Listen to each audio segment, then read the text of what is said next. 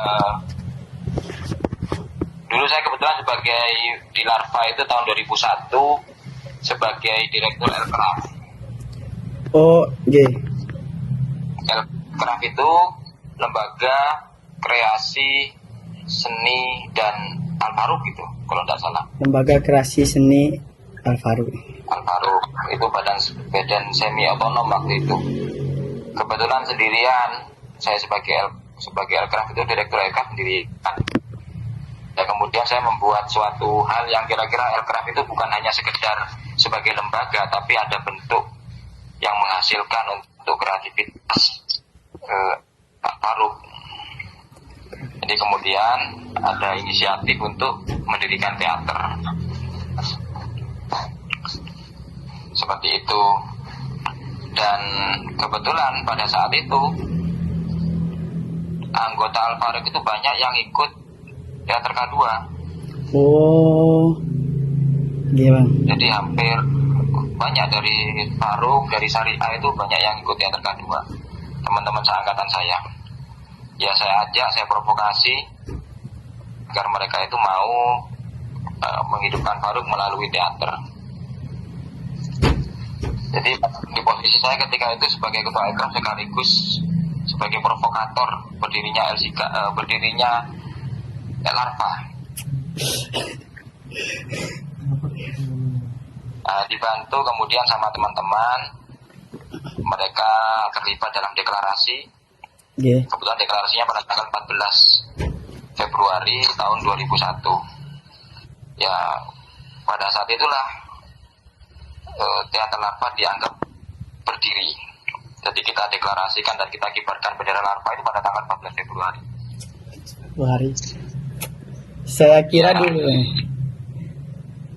Saya kira dulu Bang ya, 14 Februari ini karena hari Valentine. Ternyata saya salah.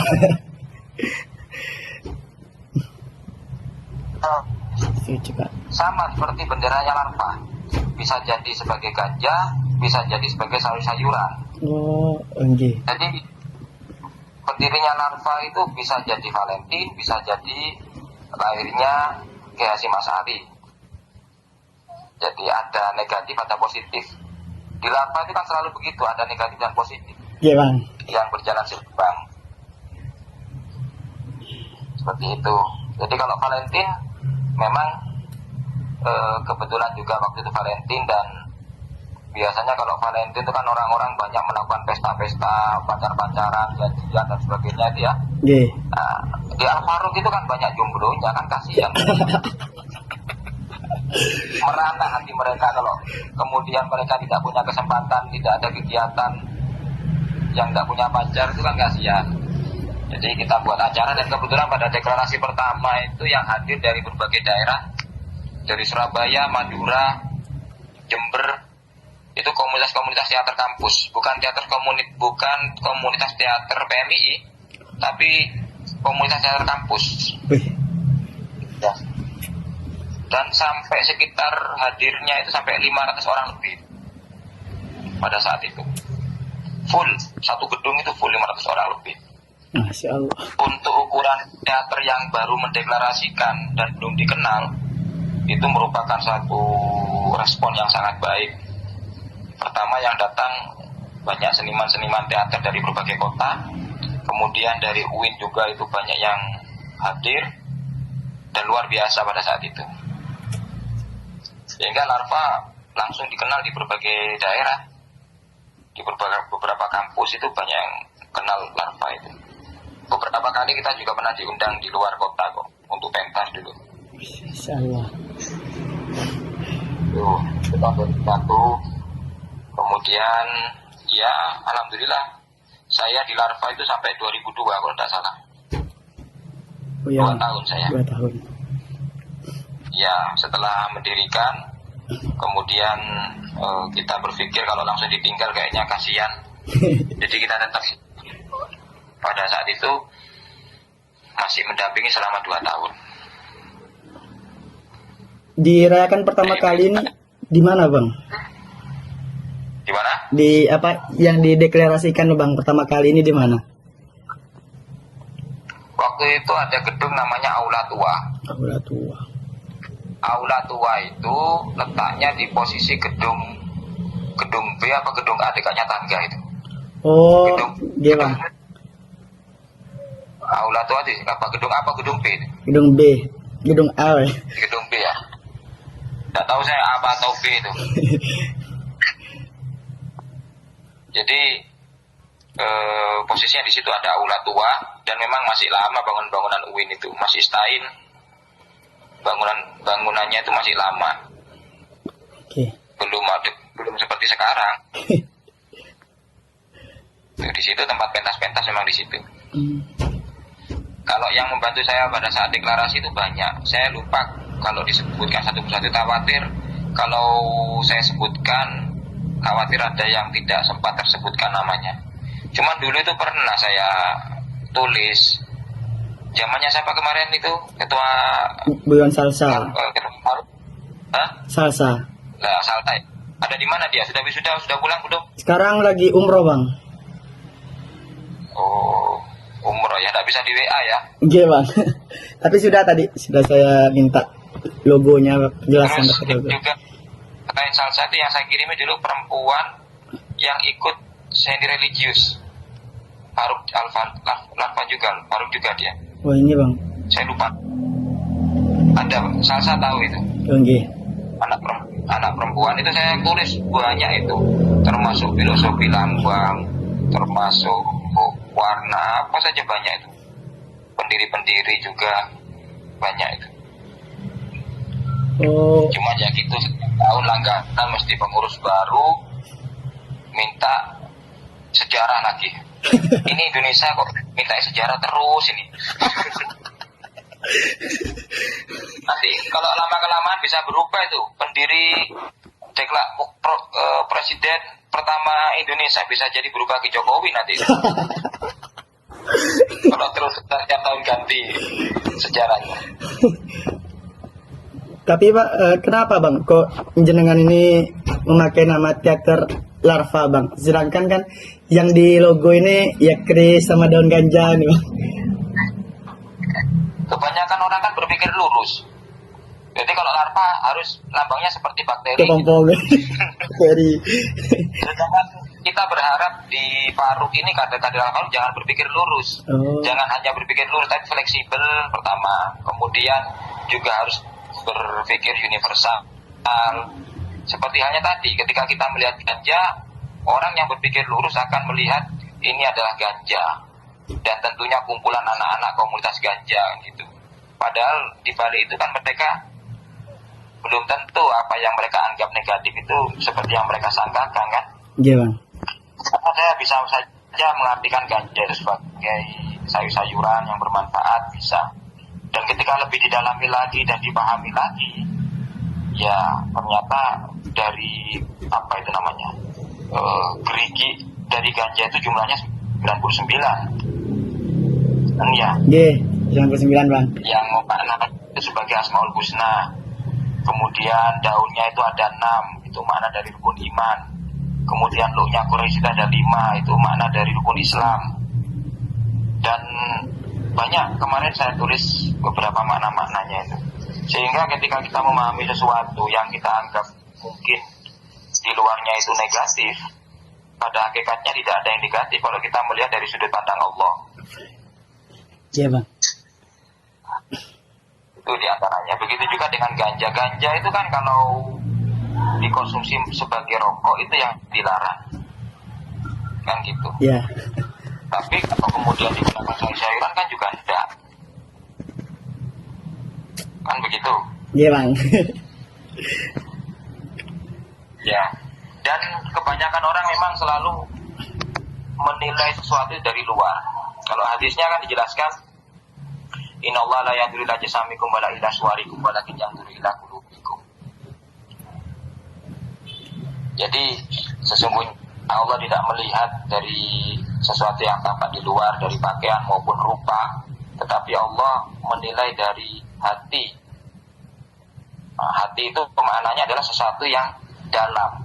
Sesuatu yang di dalam itu tidak akan pernah kita bisa gali kalau kita tidak mau memahami, tidak mau mengerti, tidak mau mencoba untuk lebih mengenali. Jadi kalau saya kira setiap orang punya sisi negatif, punya sisi positif. Oke bang. Nah, semakin kita kenal seseorang, semakin cinta kita. Yang mana yang seperti tadi yang saya kirimkan ke sampean itu. Oke. Itu kan Keistimewaan. seorang yang istimewa. Gimana? Ya yang seorang istimewa nih bang. Iya, seorang istimewa itu kan ketika dia mampu melihat apa kelebihan apa gimana itu. Lupa saya lah. Ya begitulah. Oke. Bisa saja kita artikan sesuatu yang tampak buruk itu belum tentu buruk dan sebagainya lah. Bisa sama pahami itu dari kata-kata itu diartikan dengan berbagai macam makna, itu bisa itu. Oke bang. Seperti itu. Terus gini bang, kan saya kemarin juga sempat nanya bang, ini memang larva ini memang larva atau memang ada kepanjangannya gitu bang? Dulu waktu pertama kali saya memberi nama larva memang banyak yang menanyakan itu. Ya saya jawab dengan kalau bahasanya Gus Bah itu ya apa cangkem elek ya. Bahasanya dijawab dengan cangkem elek itu. Jadi orang-orang yang menuntut harusnya itu kan kalau nama itu kayak telas. Teater 11 katanya begitu. Apa ini singkatannya apa? Orang ini kok selalu saja minta singkatan. Saya singkat lah. Larva itu layon, arvaluk, bilang gitu. Bukan rayon. Nah itu kan bahasa Anda gitu. Kalau bahasa saya mengatakan layon kan tidak apa-apa. Layon, arvaluk. Layon. Ya kalau dipaksa kesingkatan. Tapi pada prinsipnya kan sebenarnya larva itu adalah sesuatu yang sangat muda, yang bahkan belum remaja. Kalau di dalam larva itu, di dalam setiap makhluk hidup itu selalu berawal dari berbentuk larva. Kayak kupu-kupu sebelum menjadi kupu-kupu menjadi kepompong itu masih menjadi larva. Ulat itu awalnya itu dari larva. Jadi larva itu seperti kalau di manusia itu seperti janin ya, yang belum berbentuk. Nah, seperti itu dari makhluk hidup itu, khususnya binatang, hewan-hewan itu memang larva itu merupakan suatu makhluk yang masih belum berbentuk menjadi remaja, bahkan berproses untuk menjadi remaja mungkin, menjadi anak mungkin. Nah, supaya kita tidak pernah merasa tua dan kita selalu merasa muda. Bedanya orang yang merasa muda sama merasa tua itu, kalau merasa tua ilmunya, orang itu akan selalu menggurui. Kalau merasa tua usianya, orang itu akan selalu menasihati. Dan kalau orang itu selalu menasihati, merasa tua, selalu menasihati, tidak mau dinasihati, mas. Selalu mengingatkan, tidak mau diingatkan. Kalau dalam ilmu merasa tinggi, merasa apalagi dalam ilmu, merasa alim, tidak mau dididik jadi. Kan begitu. Iya bang, betul. Jadi kita supaya selalu merasa muda dan selalu terus menimba ilmu, mendewasakan. Jadi untuk tercapainya kedewasaan ilmu, kedewasaan jiwa, itu yang utama. Karena banyak orang yang sudah jadi usianya tua tapi belum dewasa jiwanya. Orang yang sudah tinggi sekolahnya belum tentu dewasa ilmunya. Nah, larva ini selalu ngerti maksud saya? Iya bang. Kok kayaknya Pak Anda mikir ke atas mata, berarti masih mencoba mencerna ini. Ngerti bang. Saya kasih tahu ya, dewasa ilmu itu ya.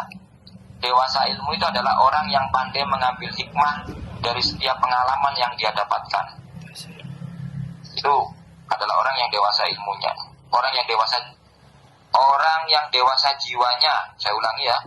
Orang yang dewasa jiwanya adalah orang yang pandai mengambil hikmah dari setiap pengalaman yang dia dapatkan. Orang yang dewasa ilmunya adalah orang yang pandai mengamalkan setiap ilmu yang dia dapatkan. Jadi proses pendewasaan jiwa itu dengan pengalaman, proses pendewasaan ilmu dengan pengamalan. Nah, itu yang harus dilakukan oleh kader-kader Al-Faruq. Iya. Mana ada kader itu kan bukan diartikan sebagai anak yang baru masuk Al-Faruq saja, kan tidak. Iya bang. Kader Al-Faruq itu meskipun sudah keluar IKAPMI itu kan tetap kader. Iya. Artinya kan diartikan kenapa kok disebut kader? Karena kader itu kan sesuatu atau seseorang yang mau dididik, mau dibina, itu kan kader. Iya. Kan begitu. Iya. Berarti kalau kader berarti kan ada yang mendidik kader itu. Siapa yang mengkaderi? Kan begitu kan? Iya. Kalau siapa yang mengkader kan gitu. Jadi ada yang mengkader, mengkadernya ya saling mengkader itu. Saling Ya, itulah mengingatkan. kader. Dan larva itu tidak akan membunuh, tapi bisa melumpuhkan. Jadi kalau ada di dalam suatu bakteri, larva itu tidak membunuh tapi melumpuhkan. Kalau virus membunuh mungkin, tapi kalau larva itu tidak. Larvanya virus itu melumpuhkan. Jadi suatu ketika larva itu bisa menjadi suatu senjata untuk melumpuhkan lawan kadang. Betul. Ya begitu. Ini kayak kuliah subuh, kuliah duhur. Kultum bang. Allah. Lagi sama siapa aja di situ? Lagi sama ini bang, apa? Sama direktur 2019 bang. Kos-kosan. Di rayon. Ya di rayon. Alhamdulillah. Kalau saya bilang itu sudah wisuda ya? Masih belum bang? Oh belum ya. Belum. Tapi umroh ya. Umroh bang. Iya alhamdulillah. Gimana terus? Ada lagi? Sementara cukup bang. Cukup kenyang ya? Cukup ilmunya. Makanya kan saya juga Gimana? saya kan juga kemarin sempat bingung bang, kenapa ya kok jargonnya ini peace for human, love to Allah. Ternyata pas saya baca terkait logo, ternyata nyambung ke Allah semua, ke hablum minallah semua. Ya belum minallah dan belum minannas. Ya, Voice for human. Jadi kedamaian itu kan rahmatan lil alamin. Love to Allah itu kecintaan kepada Allah itu sebagai hablum minallah. Kenapa kok hablum minallah menggunakan cinta? Karena di dalam kitab tasawuf ada salah satu kitab di Sarah Hikam insyaallah dijelaskan bahwasanya hamba Allah ini untuk mendekatkan diri kepada Allah ada dua golongan. Yang satu adalah ahlul khidmah, yang satu ahlul mahabbah. Yang ahlul khidmah itu mendekatkan dirinya kepada Allah melalui ibadah-ibadah seperti ibadah yang sampai kakinya bengkak, sholat sampai kakinya bengkak, puasa yang sampai nah, itu ahlul khidmah, pengabdian. Sedangkan ahlul mahabbah itu melaksanakan pendekatan diri kepada Allah tidak melalui proses yang berat seperti itu, tapi ruhaninya itu luar biasa kecintaannya kepada Allah. Yang wajib saja yang dikerjakan, tapi benar-benar penuh dengan kecintaan kepada Allah. Makanya kita mengarah. Jadi mungkin kalau di dalam tasawufnya kita itu masuk ahlul mahabbah mungkin. Teater larva itu ahlul mahabbah. Karena kalau disuruh teater larva menjadi ahlul khidmah, berat itu mas. Tidak jadi latihan teater itu mas. Tidak ikut organisasi. Sholat, puasa, tahajud, duha, itu mas. Tidak mampu teman-teman. iya, benar. Makanya kita lebih kepada ahlul khidmah, ahlul mahabbah. Kita lebih kepada ahlul mahabbah. Love to Allah itu. Oke bang. Makasih bang. Ya. Tidak ada lagi ya? Iya bang. Iya pak. Insya Allah paling kapan gitu. Gimana? Paling ntar insya Allah bang ya pengen sowan bang ke dalamnya jenengan bang sama teman-teman. Ya silakan. Pokoknya namanya dikabarin dulu kalau sebelum berangkat. Khawatirnya saya keluar kota, undangan itu. Oke bang, siap. Tapi tidak ada yang namanya Mas Error di sini. Iya bang. Sama tanya ke satpam di satpam perumahan, namanya Mas Error tidak ada. Di sini ini ada tempat saya di sini. Bentar sih supaya jelas. Oke bang. Bentar. Mana ya?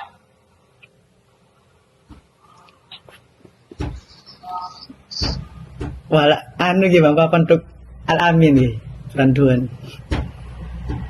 Ya insya Allah. Insyaallah. Ya bang. Makasih banyak ya, salam ke teman-teman. Makasih banyak. Iya bang, iya. Titip Larva ya. Iya bang. Makasih banyak, jazakumullah. Iya, fine. Oke. Assalamualaikum. Waalaikumsalam.